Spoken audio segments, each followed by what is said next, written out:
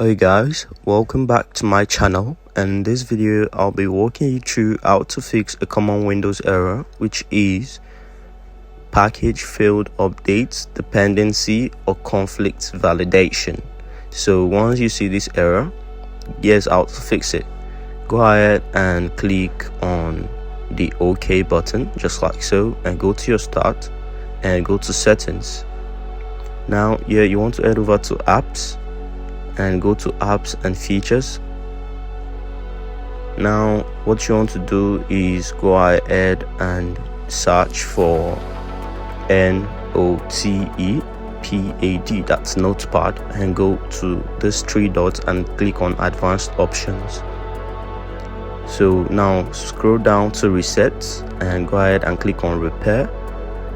Allow it to load, and once it's done, go to reset and click on it as well, and also allow it to load to the end.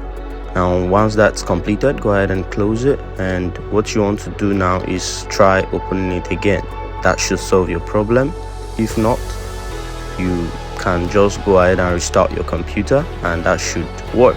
Thanks for watching. If you find this video helpful, kindly like and subscribe for more contents like this. See you in the next one. Peace.